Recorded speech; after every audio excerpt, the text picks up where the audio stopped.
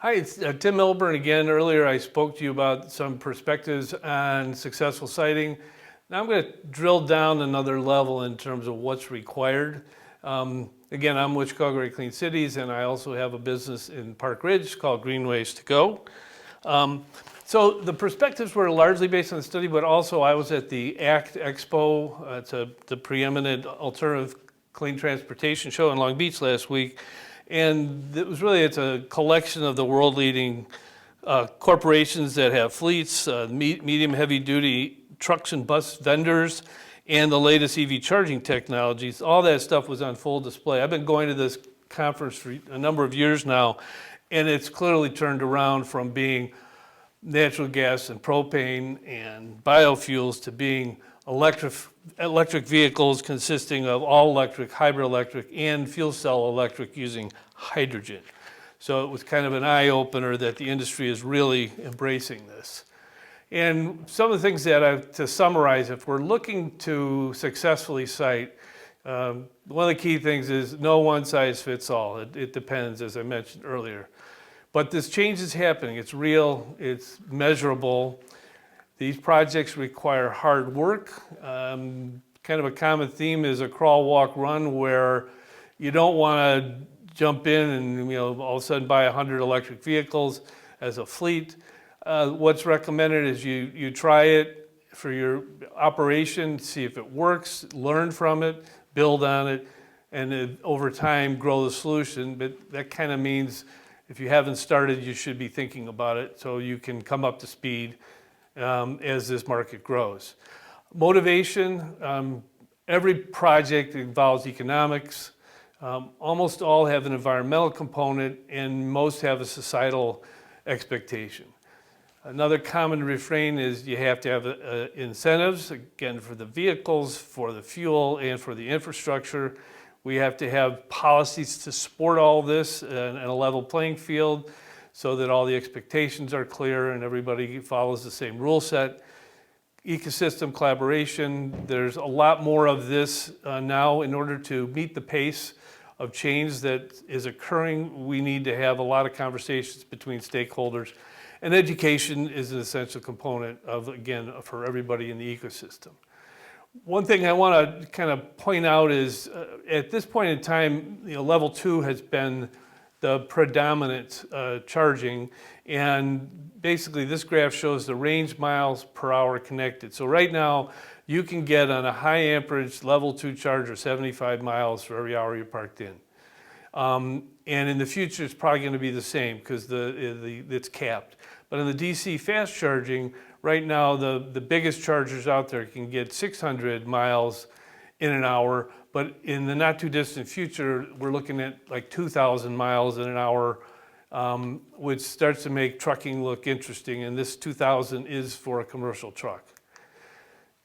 Just to give you a sense of what's happened and what's happening, in the recent past, up till last year, it's largely been level 2, residential, public, and workplace applications, and passenger vehicles. Going towards 2025, they're adding more vehicles, mostly on the medium duty, school and transit business, and more charging as a business. So down at the bottom, you see a level 2 charger and a DC fast charger. People are looking at more and more of having those as a business. And as we move into the end of the decade, basically they're saying kind of no vehicle will be excluded. The larger fleet vehicles and some of the specialty, we're going to see more and more of those, and because of the duty cycle and the number of miles, we're going to need what's called megawatt charging or megawatt power charging, MPC. So those are the things to look for in the future. And this is a prediction from Bloomberg on the number of vehicles by the end of the decade. So they're looking at 25 million passenger EVs in the US and about 800,000 trucks. And to tie to that, you have on the right here, you got the power demand. So if you look at how many megawatts would be needed to power 25 million passengers, on the order of 10,000 megawatts, and you need about half that for the trucks. And you see there's a lot fewer trucks, but they drive many, many more miles, and they consume much more electricity per mile. But this basically shows the challenge ahead is significant. And again, Illinois' target is 1 million EVs by 2030, so we're a piece of this, and the power demand will be roughly proportional. As I mentioned, the siting variables depend on a lot of factors. One size does not fit all. The target market itself, how many EVs are you looking to service, what kinds, is it home-based, private, is it public or workplace? What does the driver need when they get to the station? What kind of charging, what levels of charging, how many, what kind of connectors? The location itself, is there good traffic flow? Is there physical space to move vehicles around? Can you get them in and out easily? Are there any land use restrictions that need to be dealt with? Is it located near competitors? Operationally, does it fit the needs of your customer? Do you have food and beverage in a restroom? Do you have hours of operation that fit your customers? The business case is maybe the most important. The total cost of ownership, the return on investment, and capital expenses, and are there incentives, and what is the cost of the technology? How much do you charge to charge? And many other factors go into the business case. Policies and incentives have to support the market. From the site perspective, it's the infrastructure and the fuel. Utility factors, does the site have enough power? Do you need to pull power from the utility? Does the utility need to upgrade? How much does that cost? Communications and smart technology. A site that has the ability to communicate with the customers has an advantage. So, as I mentioned, you can have the number of points of charging available on a smart device. Are they available? When are they available? And many sites will have sustainability and equity goals to support the initiative. So what I want to do now is run through a number of scenarios. There are other cases, but these are kind of popular ones. So starting with a municipal public parking lot, multiple unit dwelling, a public interstate, a public intra-urban retail site, and then a home-based commercial fleet. So the municipal parking area, basically the target is going to be mainly level 2 chargers. So EVSEs is electric vehicle supply equipment, but we're seeing more and more DC fast chargers. And this is going to support residents who live in the area, retail, local business, visitors, and this is largely passenger EVs. So like most of these, the total cost of ownership, the incentives, access to power at demand level, which is what do you need to operate, and working with utility to make sure you've got enough power, and also having good traffic flow and ability to get in and out, making it convenient for residents and shoppers and visitors, businesses where you're located. Some cities may want this to fit a look and feel, to fit the culture, so the aesthetics may be important. Someone has to plan for the number of spaces, where they're located in the lot. Are they competing with other parking spaces? And there needs to be some rules for parking in the EV spaces, signage to tell people that, and maybe enforcement to go with it. Some municipalities may choose to offer charging for free as a service. Others may just cover the cost of electricity, or some may want to generate revenue. Safety and security are key, and some municipalities are looking at things like renewable energy and energy storage tied to the EV charging to make a sustainability statement. Another example is a multiple unit dwelling, or MUD. We're typically dealing with level 2 with the residents, some visitors, passenger vehicles. The same criteria you'll see for all of them, the TCO, incentives, power, utility collaboration. One of the interesting things in a MUD is the boards often look at whether the EV charging is seen as an added property value to the facility. The solution selected will depend on whether it's a shared for the building or is a space dedicated to one resident. And this often relates to whether it's a deeded versus a non-deeded space. So people who own their spaces often want to have a space dedicated charger. Another thing that has to be clear up front is the investment splits. So when you're building the infrastructure in a parking garage, there's expenses to add power and pull power to the spaces. Does the facility pay for that, or the EV resident? or is there a share? And that's typically in each of these MUDs, there's going to be some sort of agreement that a board will decide on. And there's also things like charging levels. So if you have a power panel with a finite amount of power, you may want to set the power that's available per resident. You may want to talk about sharing power. Another one in the multi-unit dwellings is fees and billing. How do you manage that? The building's paying for electricity, and the EV driver is using it. How do they pay for that? And another one that's important is if you have an EV or want an EV in a building, you should have the right to install it depending on the cost sharing. A big one that's coming of age, they've been around for a while, are interstate charging, so the corridors. It's a mix of level 2 and DC fast chargers currently, typically under 150 kilowatts, but I see that the power levels will be increasing with time. Basically anybody on the interstate, and sometimes people in the area will use the refueling site that are local. And this will cover, presumably over time, all the different types of EVs. And as before, the top 4 are consistent with all of them. I think that you're going to want to engage the regulators. There may be some advantage to collaborate when you build one of these stations. If you're going to site it, make sure it's a full exchange so you can get on and off in all directions and have good crossroads with traffic flow. Investigate the demographics and the population. Are there EV drivers in the area?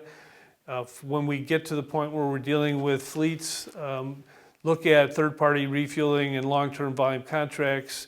Some people call them anchor fleets to justify your revenue stream. The key thing before you build is understand your customers, what they need, not just on the charging side, but also whether the services may be offered. One thing that I heard several times is, as anybody drives a vehicle, you want to be able to see it from the interstate, and having signage is helpful. Having that driver station smart communication, have a good look, a safe look, have things to do while charging. At this point in time, because we're dealing with taking longer than it would take to fuel a vehicle, it's nice to have something to do while you wait. Future considerations, when you're siting, you think about the future. So we've talked about the demand growing. See if the property can be expanded over time, and then the power to suit. If you're going to have utility pull power, think about pulling more power, anticipating the truck charging in particular. And you may want to look at renewable energy storage that could help offset grid capacity costs and demand charges. This might particularly work in rural areas. If we look at an intra-urban retail, so somebody goes into business charging vehicles in the city, so this could be both level 2 and DC fast chargers. And again, we will probably see a power level increase. This is anybody who drives in the area. And currently, this is a focus on passenger vehicles, but that could change. The criteria for these applications are the same on these first 5 categories. You also want to locate with good traffic patterns, near transportation hubs. I think considering some form of lower income access to EV charging may help in some of these city sites. Include the driver amenities I've spoken about, the same driver station smart communication, positive aesthetics, and again, the future consideration, property and power to grow, renewable energy, and anticipating trucks. And the last example here is home-based fleet charging. So this could be commercial or municipal, so a mix of level 2 and DC fast chargers, growing into the megawatt power charger power levels for fleet drivers. And this can be any and all vehicles. I think in working with the regulators to set rate structures, including things like time of day and managing demand charges, can be really important on the business side.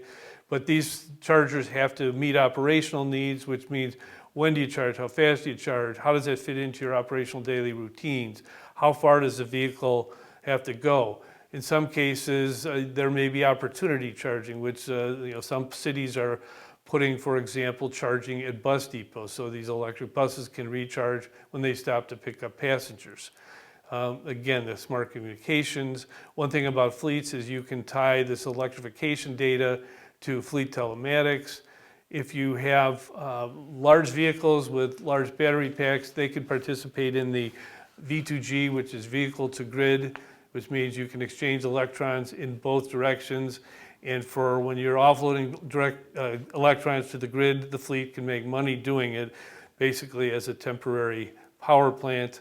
And depending on the fleet, you're going to look at the property, the space, and the power to grow the power. But you should be anticipating higher power for your fleet.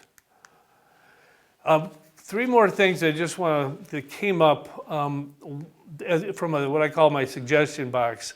So to have EV charging at corridor rest areas. Now right now that's not allowed, but the idea, and a couple of the drivers I talked to, they said, that's where they stop to sleep, that's where they will eat their dinner, and they're parked there for, say, 8 hours. That would be a good time. You don't need a super fast charger. You could be charging your vehicle at those areas. Another one, right now, if you talk to a diesel truck driver, they typically will refuel before or after they go through the city of Chicago. The roads aren't always so good, the neighborhoods are uncertain, and they don't always have easy interchanges to get on and off. So they will refuel, again, at the inside and outside, and if we could have a regional electrification centers designed to provide the same needs for electric trucks, that was a good idea. And another one is warehouse centers. So if there's a lot of fleet traffic loading freight on and off from the docks, from the airport, those are good places to put in charging, because that's where the trucks will be. They can be in or at or near the warehouses, or possibly even near the yards where the offloading of the containers and such. And just to recap, different success criteria depend on the target. Incentives are required for now. Hopefully over time they can be relaxed, but in order to get these markets up and running, that's a strong requirement. Again, the clear and fitting policies and rule sets needed. These may be different for different types of sites. The approval processes need to be streamlined so we can make these things happen faster. We need to do this crawl, walk, run where we start practically and learn and plan for growth, and collaboration is needed to meet the pace of the growing demand. And thank you very much. I appreciate all your attendance today. And this is my contact information. If you have any questions, I'd be glad to answer them. Thank you.